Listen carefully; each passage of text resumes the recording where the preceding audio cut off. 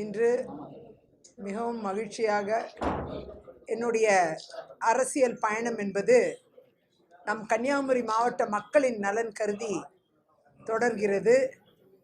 3 முறை சட்டமன்ற உறுப்பினராக விளவங்கோடு தொகுதியில் செயல்பட்ட நான் என்னுடைய மக்களின் நலன் கருதி இன்றைக்கு பாரதிய ஜனதா கட்சியில் இணைத்து கொண்டு இங்கு கன்னியாகுமரி மாவட்டத்தில் முதல் முறையாக வருகை தந்திருக்கிறேன்.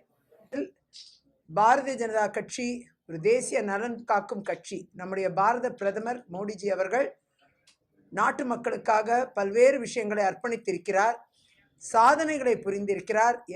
எல்லா மக்களையும் இன்க்ளூசிவ் growth என்ன சொல்லக்கூடிய அனைத்து மக்களை ஒருங்கிணைக்கக்கூடிய ஒரு வளர்ச்சியை இந்த நாட்டில் தந்திருக்கிறார். மிகப்பெரிய எழுச்சியை தமிழ்நாட்டில் உருவாக்கி இருக்கிறார்.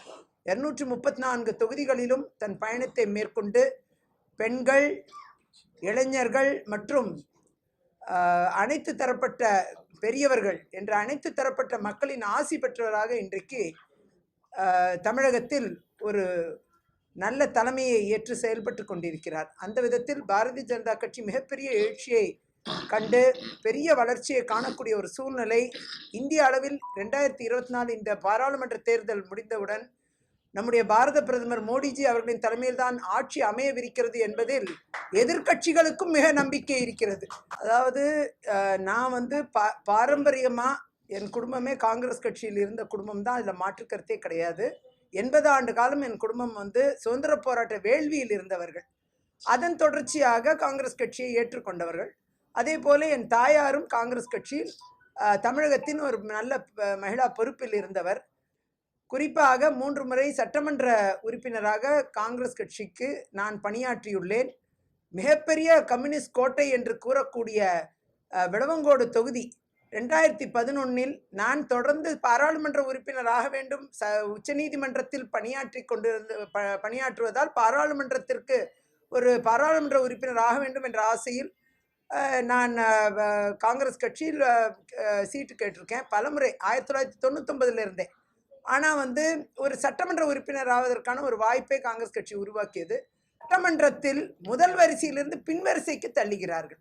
இதில் என்ன நியாயம் இருக்கிறது? ஒரு பெண் என்பதாலேயே இப்படிப்பட்ட நடவடிக்கையில் மேற்கொள்கிறார்கள் என்றால் காங்கிரசும் திமுகவும் இணைந்து செய்கிறார்கள். முன்வரிசையில் பெண்களே இருக்கக்கூடாது, அது ஆளுங்கட்சி தரப்பிலும் இருக்கக்கூடாது, எதிர்கட்சி தரப்பிலும் இருக்கக்கூடாது என்பதுதான் திமுக காங்கிரசின் நிலைப்பாடாக இருக்கு. பெண்களுக்கென்று எந்த அங்கீகாரமும் தராத ஒரு சட்டசபை இதுதான் நடந்து கொண்டிருக்கிறது. அம்மையார் காலத்தில் ஃப்ரண்ட் லைன் லீடராக என்ன வச்சிருந்தாங்க, அக்கா பாலபாரதி அவர்கள் ஃப்ரண்ட் லைன் லீடராக இருந்தாங்க. இப்படி பெண்கள் முன்வரிசையில் இருந்து ஆட்சி பொறுப்பிலும் தங்கள் பங்களிப்பை தந்து, எதிர்கட்சி வரிசையிலும் ஆட்சியை உதவக்கூடிய பங்களிப்பை தந்து, விமர்சனங்களையும் செய்து மக்களுக்கான தளத்தில் பெண்கள் இருக்க வேண்டும் என்று அன்றைய தினம் 10 ஆண்டு கால ஆட்சியில் இருந்த அம்மையார் அவர்கள் அந்த வாய்ப்புகளை பெண்களுக்கு கொடுத்தார்கள். ஆனால் அதே போல தேசிய அளவில் பார்த்தீர்களானால் பாரத பிரதமர் மோடிஜி அவர்களின் முயற்சியின் காரணமாக பாஜகவின் வளர்ச்சி என்பது இன்றைக்கு பெண்களால் நடந்து கொண்டிருக்கிறது.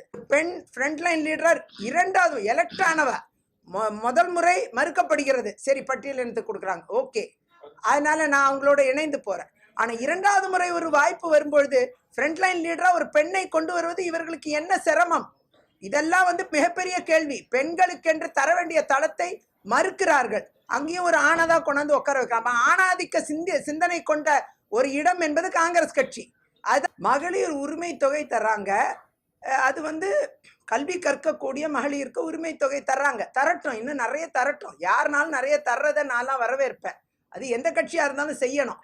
அதே நேரம் நீங்கள் பார்த்தீங்கன்னா எதுக்காக தாலிக்கு தங்கத்தையும் 50,000 படித்த பெண்களுக்கு திருமண உதவித்தொகை, 25,000 +2 முடிச்சவங்களுக்கு திருமண உதவி, தாலிக்கு தங்கம், இந்த ஸ்கீமை ஏன் நீக்கினாங்க? இந்த கேள்வி எழுதலையா? இன்னைக்கு அது ஒரு நல்ல பாப்புலர் ஸ்கீமு. அந்த ஸ்கீமை அம்மையார் கொண்டு வந்தாங்கிறதுக்காகவே நிராகரிக்கிறாங்க. இதுதான் மனநிலை. நீங்கள் அந்த ஸ்கீமுக்கு கொடுக்க வேண்டிய ஃபண்டை அது பாட்டுக்கு வந்துக்கிட்டு இருக்க போகுது.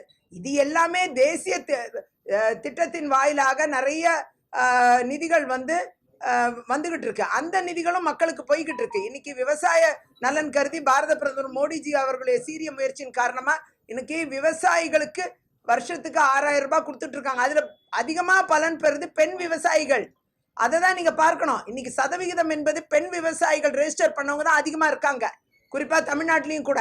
அப்படி பெண்களுக்கென்று பல்வேறு நியாயமான திட்டங்களை கொண்டு சேர்ப்பது பாரதிய ஜனதா கட்சி. அது மட்டுமல்ல, இந்த மகளிர் உரிமை தொகையா இருக்கட்டும், இன்னும் பல்வேறு திட்டங்களா இருக்கட்டும், பெண்களுக்கென்று எந்த திட்டம் வந்தாலும் அது நிராகரிக்க கூடாது. பாதகம் செய்பவரை கண்டால் நாம் பயங்கொள்ளலாகாது பாப்பா, மோதி மிதித்து விடு பாப்பா, அவர் முகத்தில் உமிழ்ந்து விடு பாப்பா.